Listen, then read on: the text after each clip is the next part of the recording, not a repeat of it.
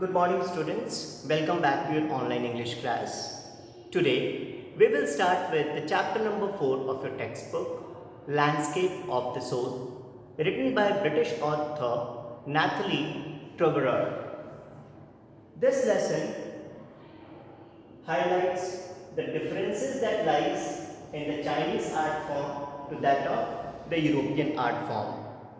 After having a closer look at the title, one can make out that two contrasting images are drawn, one towards the landscape and the other towards the soul of the landscape.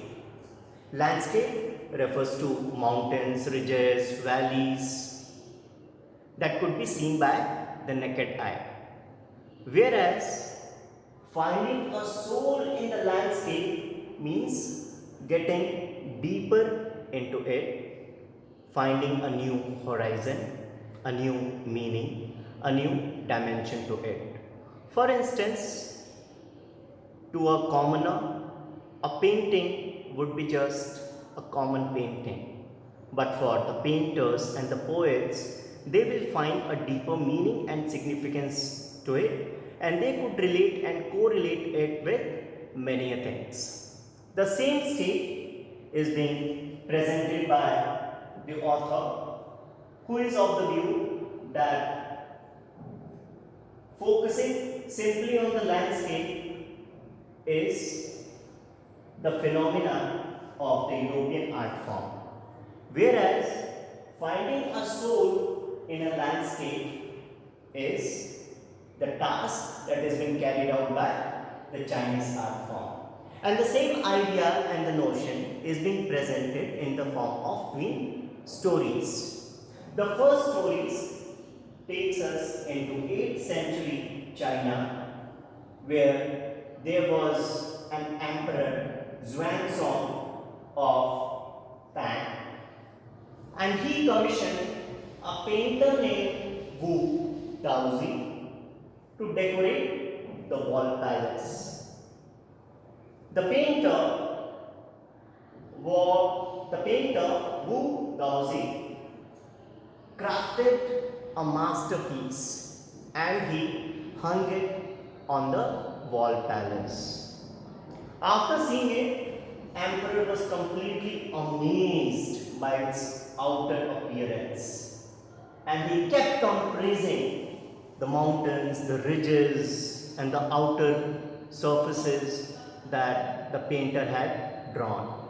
But it was at this point of time that the painter drew the attention of the emperor and told him that there is a cave, and that cave has an entrance, and inside that entrance of the cave there is a living spirit.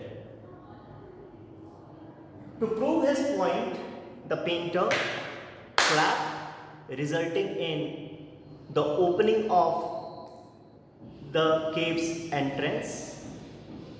Painter went inside, and it is said that from there on, both the painting and the painter vanished and disappeared.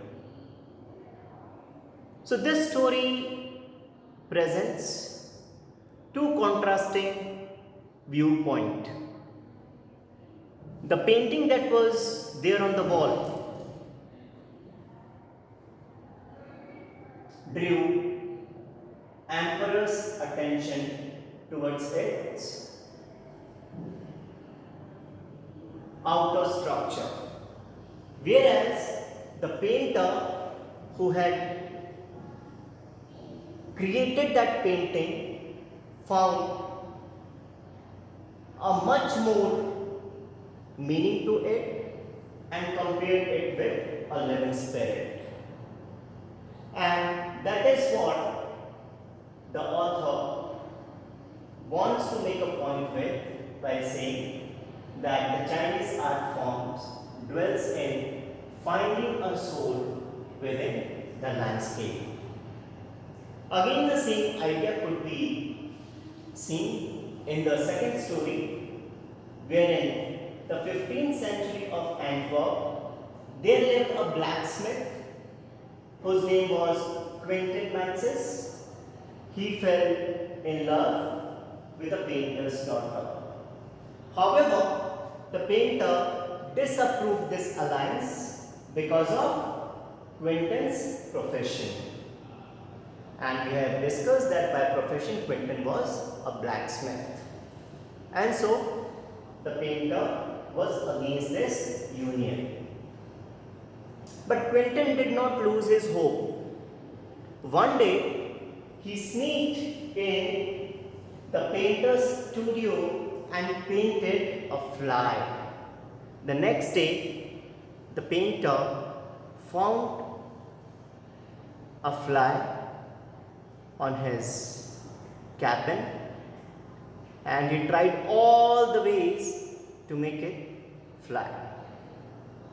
But very soon he realized that it was just a master class painting that had completely disillusioned him.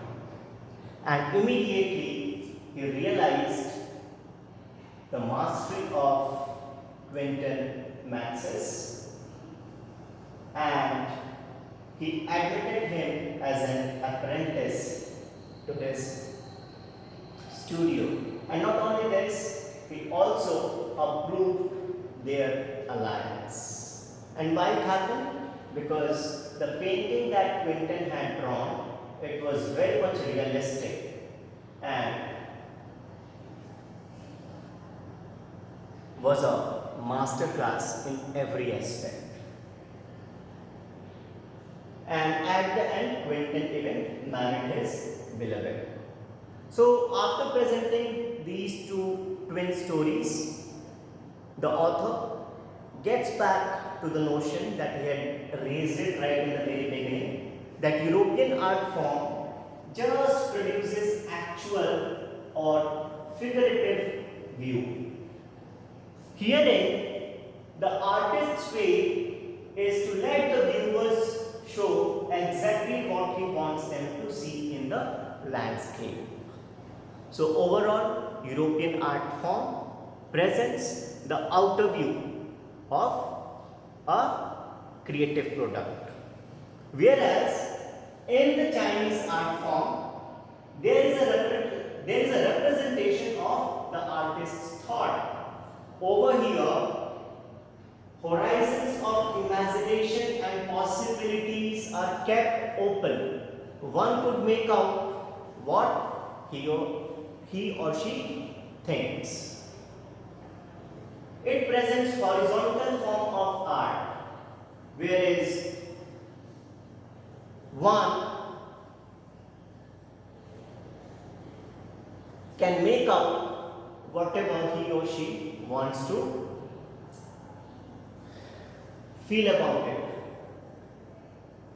Landscape created by Chinese artists are spiritual, abstract in nature, and it dwells on soul searching. And also, the Chinese concept of art form is known as sanctuary. That means mountain water. So dear students, this is all that we have in the introductory lesson. You are requested to kindly read the chapter, find out the difficult vocabs, go through it, and as the title suggests, do the much needed soul searching into the landscape of this lesson. In the next class, I will be sharing essential notes and documents pertaining with chapter.